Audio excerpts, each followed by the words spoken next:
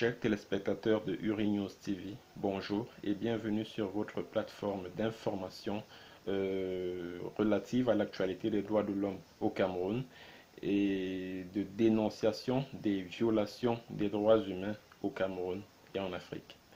Alors, ce jour, nous allons revenir sur les événements survenus à Menka, le massacre survenu à Menka le 25 mai 2018, le 25 mai dernier. Lors de ma précédente vidéo, je déplorais le fait que depuis cette date, le gouvernement est resté muet et n'a rien dit concernant ces événements-là. Alors, le 28 avril, le 28 mai, pardon, le 28 mai dernier, c'est-à-dire il y a quelques jours, le gouvernement camerounais, par la voix de son porte-parole, ministre de la Communication, Issa Chiroma Bakary, a donc décidé de donner la version du gouvernement par rapport à ce massacre-là. Mais malheureusement, cette communication du gouvernement camerounais est venue susciter plus d'interrogations qu'auparavant. Nous allons décrypter cette communication point par point. Nous allons juste prendre un extrait parce que la communication est assez longue, c'est 10 pages quand même. D'abord, ce qu'il faut remarquer dans cette communication, c'est que le gouvernement a choisi comme stratégie de semer la confusion dans les esprits en confondant les actes posés par les Ambazonian Defense Force, qui sont les rebelles, c'est-à-dire que les rebelles, les indépendantistes anglophones, dans d'autres localités de la région, des régions du nord-ouest et du sud-ouest, que moi j'appelle le Southern Cameroun, parce que pour moi il n'existe pas de nord-ouest et de sud-ouest. Le Southern Cameroun, c'est un territoire qui est toujours en attente de son indépendance depuis le 1er octobre 1960. Bon, si on veut parler comme le gouvernement, donc, on dira, bon, je dirais que le Nord-Ouest, le gouvernement a choisi délibérément la voie de la confusion, de la confusion dans les esprits, en mélangeant les actes commis par les Ambazonian Defense Force dans d'autres localités de la région du Nord-Ouest et les larcins, c'est-à-dire que les actes de brigandage, de banditisme commis par les Santa Quifor dans l'arrondissement de Santa. C'est-à-dire que c'est une confusion que le gouvernement a savamment entretenue lors de cette communication. Mais venons-en à la communication elle-même. Comme je le disais, nous allons prendre juste un extrait. Nous n'allons pas tout lire. Mais ce qui est à relever, c'est que le gouvernement revient sur ce qui a été dit auparavant, à savoir que ce gang constitué de jeunes voyous, de jeunes du village, ont commis des agressions, des extorsions de fonds, des prises d'otages, parfois des autorités même de la localité, les maires, le chef traditionnel et autres. Bon, maintenant, d'après le gouvernement, après avoir commis tout ça, ils sont allés, voilà ce que Issa Chiroma dit dans sa communication. Hein. C'est en date du mercredi 23 mai 2018 que les terroristes, ouais, parce qu'ils voient le terrorisme partout, finissent par s'installer dans un motel situé dans le village de Menka. Le motel en question, je crois que le chef traditionnel de Menka, Fon Asobo Peter Ngou, dans son témoignage il y a quelques jours, disait que ce motel-là appartient à un de ses fils. Cet établissement appartient à un jeune natif de ce village. Donc, le jeune natif du village, en fait, c'est le fils du chef traditionnel, Fon Asobo Peter Ngou. Tentant de s'opposer à la prise de force du motel par les assaillants, la mère du propriétaire, une femme du troisième âge, sera passée à tabac par les criminels au point qu'à ce jour, elle se trouve toujours dans un état critique. Bon, j'aimerais vous faire remarquer une chose. C'est que voilà des gens, un groupe de bandits qui sévissent dans l'arrondissement depuis des semaines. Personne n'appelle la police, personne n'appelle la gendarmerie, personne n'appelle l'armée. Ils s'installent à l'hôtel le 23 mai. Et ce n'est que ils s'installent le 23 mai. Et ce n'est que le 25 mai au matin que la police, la gendarmerie, l'armée débarquent dans le village pour, pour mener une opération visant à les débarquer de cet hôtel. Ça veut dire que 2 jours sont passés et dans la nuit en plus, parce que la communication du gouvernement dit que l'armée, l'opération a été menée à partir de 5h30. Donc ça veut dire que, bon, d'après un habitant de cette zone-là, pour partir de Bamenda pour Santa, c'est 2 heures de temps. Et maintenant, pour de Santa pour Menka, c'est, on va dire, pratiquement 1 heure de temps. 1 heure ou 1h30 en fonction de l'état de la route. Donc, c'est pratiquement 3 heures de temps qu'il faut effectuer sur la route en partant de Bamenda pour Menka. Donc, ça veut dire que s'ils sont arrivés dans ce village à 5h30, ça veut dire que si ces 30 policiers, gendarmes et militaires dont nous parle le gouvernement est arrivé à Menka à 5h30, ça veut dire qu'ils sont partis de Bamenda à 2h30. Qui a donc appelé ces gens-là à cette heure-là? À cette heure où tous les villageois sont censés être déjà endormis. On continue. Bon, une femme du troisième âge sera passée à tabac par les criminels au point qu'à ce jour elle se trouve toujours dans un état critique. Les enseignants prennent donc possession du lieu et en font leur quartier général, à l'intérieur duquel ils détiennent 15 otages.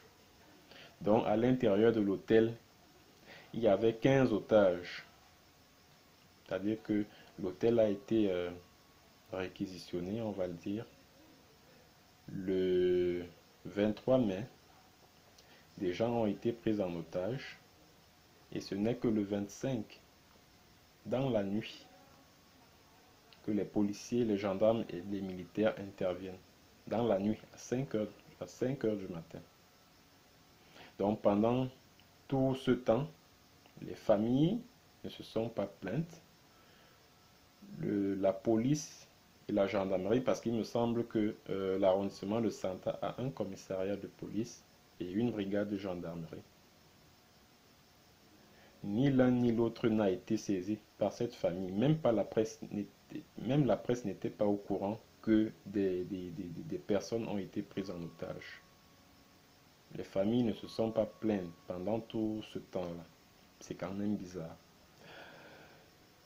Les renseignements ayant remonté jusqu'aux autorités compétentes, une opération spéciale est mise en œuvre, voilà, celle dont je parlais tout à l'heure, dans la nuit du 24 au 25 mai dernier, sous la conduite du commandant de la région militaire interarmée numéro 5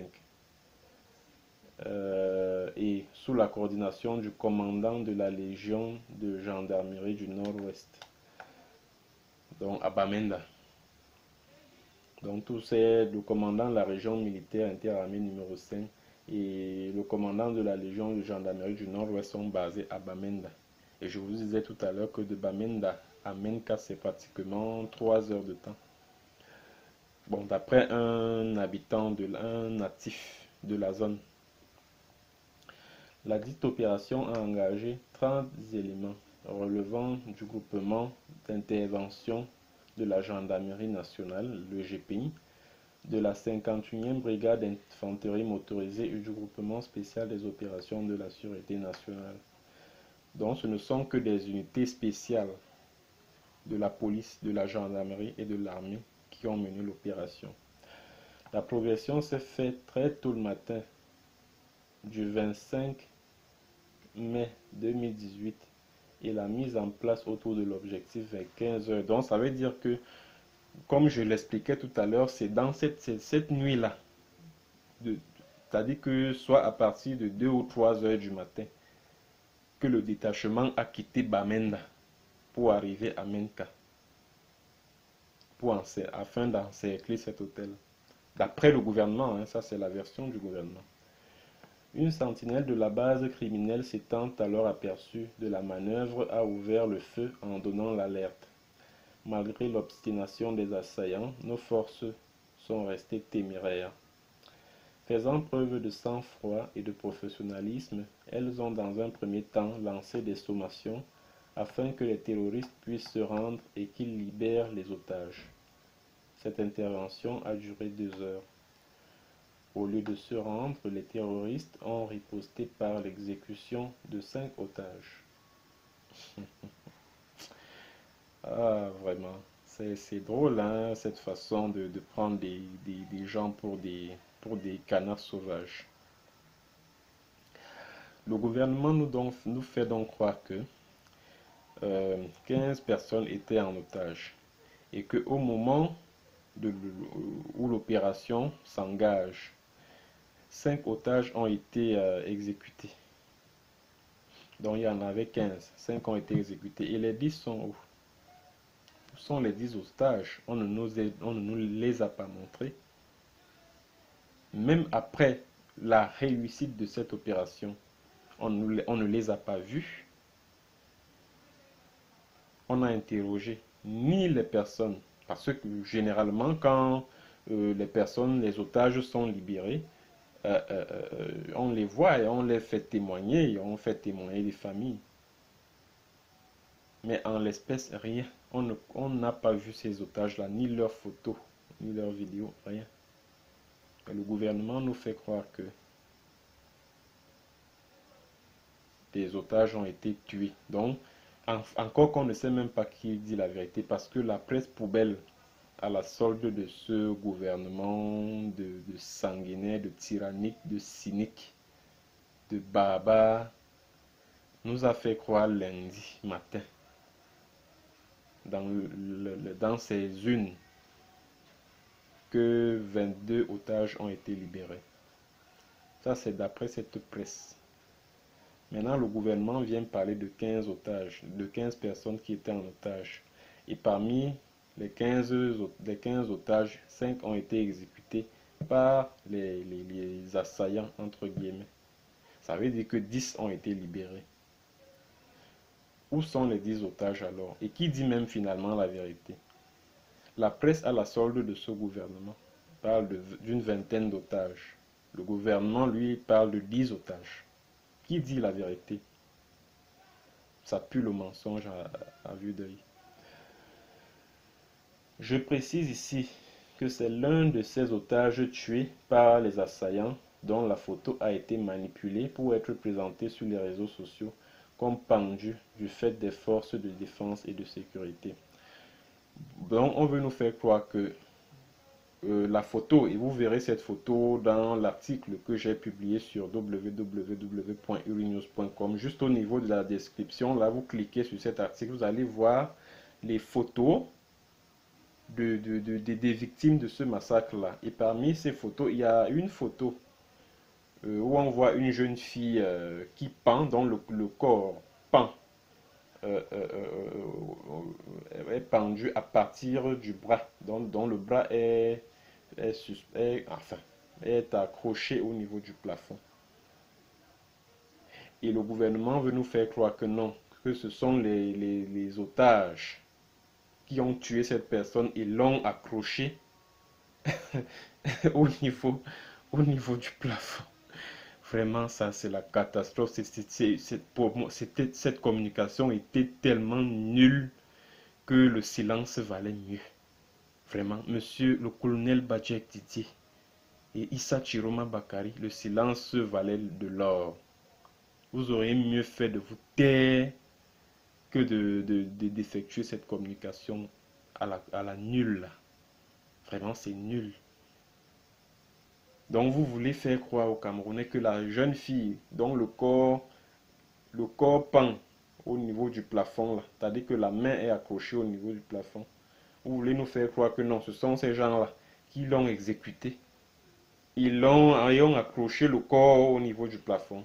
Non, je pense, il est clair que cette jeune fille était en train de s'enfuir.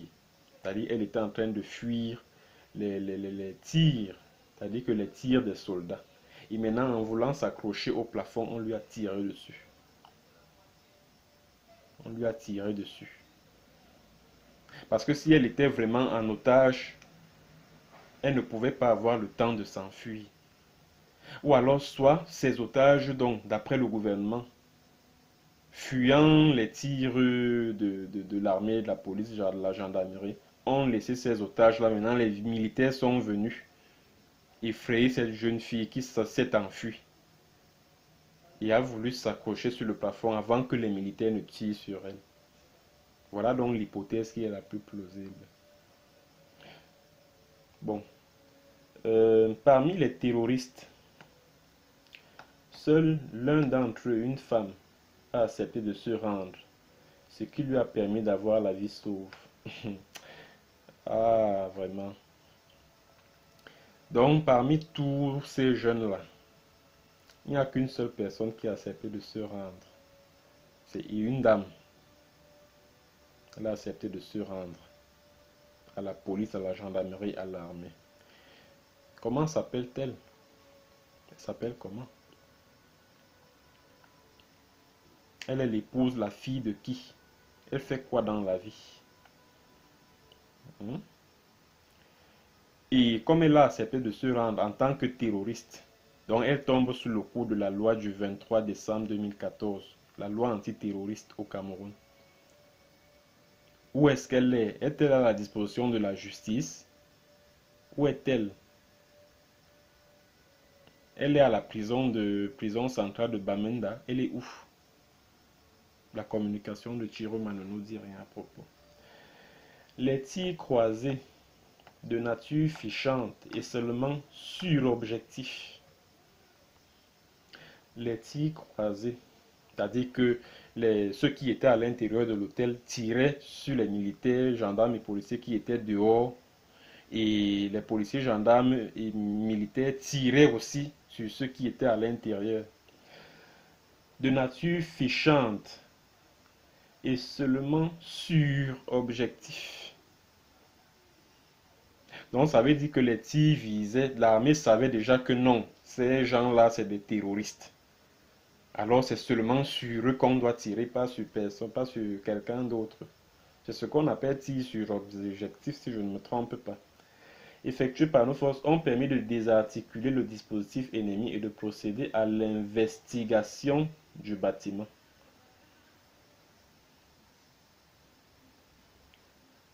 Les tirs croisés. Bon, voilà, décryptons, décryptons. Comment peut-on nous expliquer que des gens se trouvent à l'intérieur d'un bâtiment? Une vingtaine, une trentaine de jeunes gens, dont on nous dit qu'on a saisi 15 armes de guerre, 2000 munitions, les bérets de gendarmes, etc., etc. C'était des jeunes qui avaient quand même des armes de guerre. Ils étaient à l'intérieur d'un bâtiment, d'un hôtel. Bon, un hôtel, c'est un bâtiment. Bon, maintenant, le gouvernement camerounais nous fait croire qu'il y a eu des tirs croisés. Alors, comment, euh, au cours des tirs croisés entre des personnes qui se trouvent à l'intérieur d'un bâtiment et celles qui se trouvent en dehors, il peut avoir tir sur l'objectif parce que, d'après la communication du gouvernement, il y a eu des tirs de sommation. Parce que j'ai cru entendre parler de sommation, là, donc il y a eu des tirs de sommation. Et lors de ces tirs de sommation, il est fort possible que ceux qui étaient à l'intérieur se sont organisés pour se mettre en sécurité. C'est-à-dire que pour se cacher derrière les murs ou dans les chambres d'hôtel, etc. Alors comment de l'extérieur, les militaires, gendarmes et policiers qui ont mené l'opération pouvaient effectuer des tirs d'objectifs, c'est-à-dire visant des personnes qui se trouvent à l'intérieur d'un bâtiment. Comment c'est possible? Non, cette histoire ne tient pas la route. Pas du tout. Pas du tout. Pas du tout. Et la communication dit par la suite que, un instant s'il vous plaît, la communication dit par la suite que effectués par nos ont permis de, c'est-à-dire que ces tirs croisés là ont permis de désarticuler le dispositif. Donc c'est-à-dire que les tirs des militaires, gendarmes et policiers sur ce bâtiment-là a permis de désorganiser le dispositif à l'intérieur. Comment ils le savaient étant à l'extérieur? Je ne sais pas. Bon, a permis de désarticuler le dispositif ennemi et de procéder à l'investigation du bâtiment. Donc ça veut dire qu'ils sont entrés à l'intérieur du bâtiment. Le gouvernement camerounais nous dit que les militaires sont entrés à l'intérieur du bâtiment. Ça devient déjà très suspect. Le bilan de l'opération fait état côté AMI, donc côté FDS, Force de défense et de sécurité, d'un blessé, l'inspecteur de deuxième grade Modona Malandri, atteint à la cheville par une chevrotine, et côté ennemi de 27 terroristes neutralisés. 27, pas 2, pas 7, 27 ont été tués. C'est-à-dire que des gens se trouvent à l'intérieur d'un bâtiment. On a effectué les tirs de sommation. Ça veut dire qu'ils ont réussi à s'organiser à l'intérieur. Mais on réussit quand même à tirer. C'est-à-dire qu'on réussit quand même à tuer 27 personnes qui se trouvaient dans un bâtiment. Des tirs d'objectifs. Ça ne tient pas. Ça ne tient pas la route. Un terrorisme recueilli. Un autre terroriste blessé. Donc ça veut dire qu'il y a deux. Un qui a accepté de se rendre, un terroriste, et un autre qui a été blessé. Non, un qui a accepté de se rendre, et c'est la dame dont le gouvernement parle, qui a accepté de se rendre, et un terroriste recueilli. Donc ça fait deux personnes qui ont été arrêtées par cette unité mixte. Alors où sont donc les deux personnes là? Où sont-elles? Un autre terroriste blessé, actuellement pris en charge par la santé opérationnelle militaire. La santé opérationnelle militaire, ça signifie quoi? C'est l'hôpital militaire de Bamenda, c'est quoi?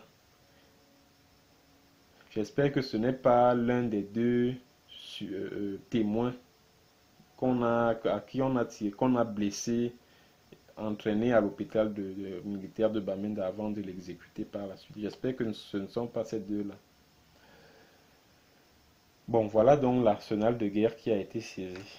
5 fusils à pompe en service seulement dans les unités spéciales ont été saisis, ainsi que 17 armes de guerre et 10 armes de chasse.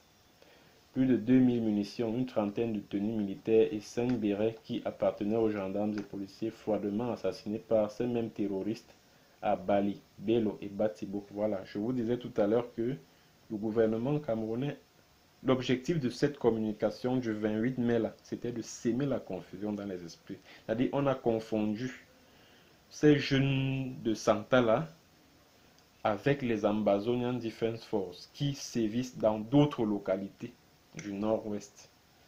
L'objectif c'était ça, semer la confusion dans les esprits.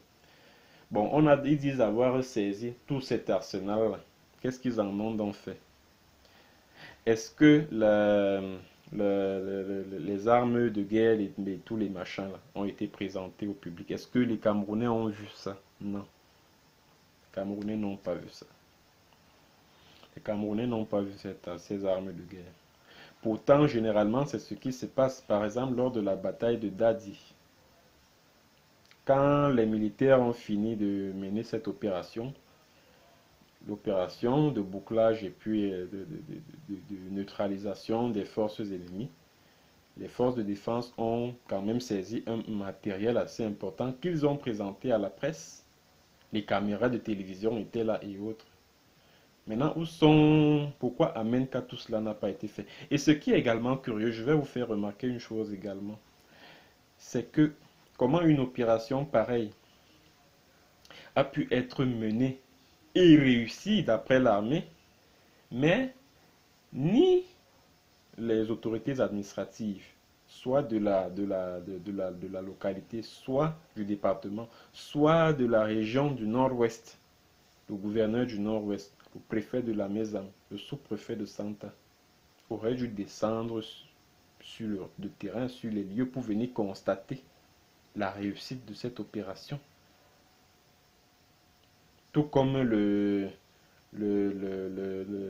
commandant de la brigade de gendarmerie de Santa, le commissaire de sécurité publique de Santa devait être là aussi pour constater la réussite des opérations. Et même les 30 militaires, gendarmes et policiers des unités spéciales de ces différents corps auraient dû être restés là, faire venir même la CRTV pour filmer toute cette prise-là, pour filmer ces armes, munitions et autres qui ont été ravis aux assaillants. Rien de tout ça. C'est-à-dire que j'ai comme le sentiment, moi, et c'est ce qui apparaît de plus en plus. C'est une opération secrète qui a été menée. C'est une opération secrète qui a été menée.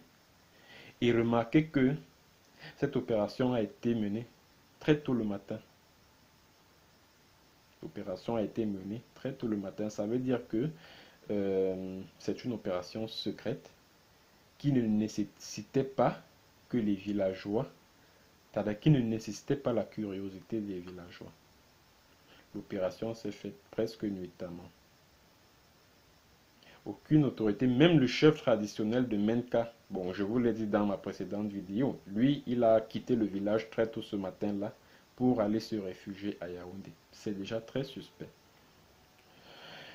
Et j'ai avec moi, s'il vous plaît, le témoignage, c'est-à-dire un constat fait par un natif de Menka. Il me l'a fait parvenir dans mes multiples messageries.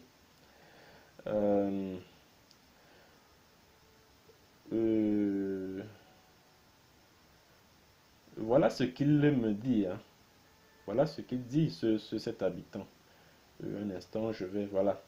Voilà ce qu'il dit. Voilà ce qu'il m'a dit, ce natif de ce village, du village Menka, ce que les populations là-bas ont vu après cette opération. Nous avons vu des gens tués dans la chambre parce qu'il y avait des corps. Parce que quand vous allez cliquer sur l'article de Uri-News que j'ai posté après la description là, vous verrez qu'il y a des corps qui sont à l'intérieur du bâtiment. Nous avons vu des gens tués dans la chambre. Nous avons vu une dame avec une moustiquaire sur la tête. Donc ça veut dire que à l'intérieur, il y a des jeunes qui ont été étouffés, qui ont été torturés avant d'être exécutés. Pendue au plafond et torturée avant d'être tuée. Elle a été blessée au genou droit et à la tête. Nous avons vu le plafond de l'hôtel complètement arraché et tous les lits de la chambre de plus de 20 renversés et saccagés. Tout ceci et bien d'autres ne représentent pas une zone de guerre, mais illustrent le fait que l'hôtel a été pris en embuscade et que l'armée de la République du Cameroun avait assez de temps pour rassembler ses occupants et les exécuter sommairement. Voilà, ça c'est le témoignage d'un habitant et natif du village Menka, qui avec d'autres villageois a pu, c'est-à-dire qu'il nous restitue là ce que lui il a constaté sur le terrain. Et remarquez également que Dans l'article de www.urinews.com qui est posté après la description, là, vous allez vous rendre compte qu'il y a des corps à l'intérieur de l'hôtel. Donc ça veut dire que les militaires étaient à l'intérieur et ils ont tiré sur ceux qui se trouvaient à l'intérieur. Il y a des corps sur la cour. Donc ça veut dire que les militaires ont dû tirer sur ceux qui tentaient de fuir. Il y a d'autres corps qui sont dans la broussaille, aux alentours. Ça, c'est sans doute des témoins gênants de tout ce qui s'est passé, qui ont été exécutés. Et si vous allez également sur www.urinews.com, vous allez également tomber sur un article, c'est-à-dire que c'est un témoignage d'un habitant qui aurait dû être tué si il avait répondu à la convocation du chef à se retrouver dans ce motel avec d'autres jeunes. Et il a eu la vie sauve parce que au moment où il devait aller, parce qu'il était en train de laver les habits dans le ruisseau qui se trouve pas très loin de là, le chef lui a dit que viens assister au recrutement au sein des Ambazonian Defense Force. Donc il a vu le chef à Sobo, Ngo Peter, qui lui a dit de venir. Il dit ok, avancez-vous, j'arrive. Maintenant, quand il arrive, donc il était en train de laver ses vêtements au ruisseau, il constate que le savon a disparu. Il se met donc à chercher le savon pendant des heures. C'est au moment où il cherche, il retrouve le savon et qu'il est en train de ranger déjà ses vêtements après les avoir lavés, qu'il entend des coups de feu, etc. Donc, si il avait retrouvé son savon en ce moment-là, il serait allé aussi rejoindre ces jeunes que le chef a réunis parce que d'après le témoignage de cet habitant-là, les militaires, c'est-à-dire que c'était des hommes en civil, c'était des hommes en civil, et maintenant, ceux qui ont tué ces jeunes-là mangeaient et buvaient avec eux au village, dans cet hôtel-là, avant de les exécuter. C'est-à-dire, ils mangeaient, ils buvaient avec eux, ces jeunes-là. Après, ils les ont exécutés. Donc, s'il était allé à ce rendez-vous fixé par le chef du village à cet hôtel-là, il aurait aussi été exécuté. Mais il n'a eu la vie sauve que parce que son savon a disparu de sa vue et qu'il s'est mis à chercher le savon pendant des heures. Donc ça, c'est le témoignage d'un habitant de Menka aussi qui m'a envoyé un voice message que j'ai traité sur le journal en ligne www.urinews.com que je vous invite à lire. Donc, comme vous pouvez donc le constater, il est clair et net que ces jeunes ont été exécutés sommairement. Et que la version de cet habitant-là, qui m'a transmis le voice message me paraît plausible. Parce que premièrement, l'opération a été menée, d'après le gouvernement lui-même, l'opération a été menée dans la nuit. Pourquoi pas en journée? Pourquoi seulement dans la nuit? C'est pour ne pas attirer l'attention des villageois. Ça c'est d'un. De deux, on parle des personnes qui étaient en civil. Est-ce que ce ne sont pas des services secrets? Est-ce que ce n'est pas qui ont mené l'opération? Ça, c'est aussi une question qu'il faut se poser. Troisième chose, est-ce que les élites de l'arrondissement de Santa qui ont recruté ces jeunes, qui leur ont donné de l'argent, afin qu'ils puissent jouer le rôle, des Ambazonian Defense Force, n'ont pas décidé d'en finir avec eux parce qu'ils n'ont pas atteint la mission qui leur a été assignée, à savoir kidnapper des gens, exiger des rançons au nom des Ambazonian Defense Force. Et maintenant, ils utilisaient l'argent qu'on leur donnait pour commettre des larcins, pour intimider les populations, pour extorquer de l'argent, d'autres argents, etc. Est-ce que ce n'était pas... Est-ce que ces élites-là n'ont pas décidé de commanditer une opération en vue de les exécuter? Parce que si après tous ces actes perpétrés, on les prenait, on les jetait en prison, ils allaient dire des choses. Ils allaient révéler des choses. Alors pour qu'ils ne révèlent pas ces choses-là, pour qu'ils ne révèlent pas les compromissions des élites de l'arrondissement de Santa, il fallait les exécuter. Et pour les exécuter, il fallait prendre des hommes de confiance, des hommes en civil, parce que les militaires, pour des jeunes qui avaient l'habitude de rançonner, de prendre des gens en otage, de voler, de violer des filles, comme on le dit, voir un militaire venir, ça semble un peu bizarre. Alors, il fallait des hommes en civil pour mener l'opération. C'est pour ça que les habitants de là-bas ont eu le sentiment qu'il y avait des tirs croisés, que même ces jeunes-là aussi avaient des armes pour tirer. Mais ce qu'ils oubliaient, c'est que, en fait, ceux qui tiraient, c'était les hommes armés, c'est-à-dire, mais qui étaient en civil.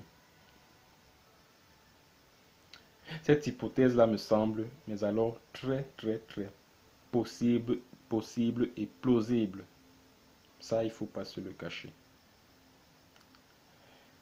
Il ne faut pas se le cacher. Ces jeunes gens, ces jeunes filles, ces jeunes garçons ont été purement et simplement exécutés. Il s'agit là d'un crime d'État.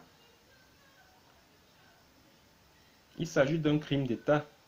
Et comme je l'ai dit lors de ma précédente vidéo, Atanganji Paul, ministre de l'administration territoriale, donc ministre de l'Intérieur, le patron de la sécurité, secrétaire du Conseil national de la sécurité, donc celui qui centralise le renseignement, et élite du coin, n'est pas exempt de tout reproche dans ce carnage. Il doit répondre de ça. Et il ne peut pas répondre de ça sans que la présidence de la République n'en réponde aussi. Parce qu'une telle opération ne pouvait pas être menée sans que la présidence ne soit au courant. Ah oui. Donc des têtes doivent tomber à partir de la présidence de la République. C'est pour ça que je parle de crime d'État. C'est-à-dire que comme on est en guerre, alors il faut discréditer à tout prix l'ennemi. Alors on forme un groupe de jeunes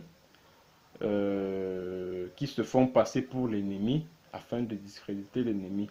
Maintenant, l'opération échoue. Les jeunes, au lieu de faire ce qu'on leur a demandé de faire, ils font autre chose. Ils vont jusqu'à mettre la population en danger.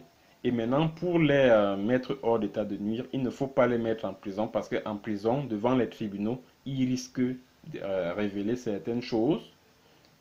Alors, il faut les exécuter. Ils sans doute recruter encore d'autres dans d'autres localités qui feront certainement le job. Voilà ce qui s'est passé. C'est pour ça que je tiens à dire à Issa Chiroma, porte-parole du gouvernement, et à Didier Badjek, colonel Didier Badjek, porte-parole de l'armée camerounaise, que cette communication n'aurait pas dû être faite. Vous auriez dû garder le silence comme dès le début. Parce que même la première communication du colonel Didier Badjek, elle était tout aussi nulle que celle d'Issa Chiroma Bakary. Donc vraiment, le silence valait mieux. Vaut mieux ne pas communiquer du tout. Donc ils ont même laissé passer autant de jours. Donc entre l'opération, le carnage là, qui a eu lieu le vendredi 25 mai, et la communication du gouvernement le 28 mai. Donc ça veut dire que pendant ces 3 jours-là, ils cherchaient quoi dire aux Camerounais. Crédules. Ils cherchaient la bonne formule. Ils cherchaient le bon mensonge à vendre à l'opinion publique. Mais malheureusement, le mensonge n'a pas de longue jambe. Il y aura toujours des personnes qui vont le déceler dans un discours. Donc cette communication ne méritait pas d'être faite. Elle suscite encore plus d'interrogations qu'avant qu'elle ne soit, qu'elle ne soit faite. Bon, c'est ce que j'avais à vous dire ce jour, chers téléspectateurs de Uri News TV. Je tiens à réitérer ici que la Cour pénale internationale doit se saisir de ce dossier. Ah oui, parce qu'il s'agit d'un crime d'État. Il s'agit d'un crime contre l'humanité. Et ceci est complètement inacceptable dans un pays comme le Cameroun qui se veut un État de droit. Et les coupables doivent être châtiés. J'ai lu ce matin dans un journal que la presse, dans un journal, que la présidence aurait ordonné une enquête sur les circonstances de ce massacre-là. Mais je n'y crois pas du tout. Bon, si l'information est vraie, hein, je n'y croirais pas du tout parce que on sait à quoi aboutissent les enquêtes ordonnées par la présidence de la République. Vraiment, je n'y crois pas du tout. Et je crois même plutôt que cette enquête, si elle sera menée, aura pour objectif d'enterrer ce drame-là, ce massacre-là. Donc je n'y crois pas du tout. C'est pour ça que je réitère ici que la Cour pénale internationale se saisisse. J'interpelle ici Madame la procureure Fatou Bensouda de la Cour pénale internationale de se saisir de ce dossier-ci. Parce qu'il s'agit là d'un crime contre l'humanité. Tous les indices concordent au fait qu'il s'agit d'un crime d'État. Ce n'est pas une opération de tir croisé. C'est absolument faux. Parce que s'il y avait tir croisé, on devait nous montrer les armes dont se servaient ces jeunes pour tirer pour effectuer ces tirs croisés. Et comment on peut nous parler de tirs croisés et il n'y a qu'un seul policier qui est blessé? Un seul, même pas deux, pas trois, pas quatre. Pourtant, on nous parle de tirs croisés avec des armes de guerre, des 22 000 munitions. Mais il n'y a qu'un seul policier qui est blessé. Non. Cette communication ne tient pas la route. Bon, merci, chers téléspectateurs, de m'avoir suivi. Rendez-vous dans les prochains jours pour une autre vidéo. Nous parlerons sans doute des dessous de l'opération Épervier au Cameroun, une opération de lutte contre la corruption, mais qui en réalité est une opération d'épuration politique visant à éliminer autour du président de la République, Paul Biya, des personnes charismatiques qui ont la fibre de présidentiable et permettre au monarque de régner éternellement. Bonjour à tous et rendez-vous pour une prochaine vidéo. Merci.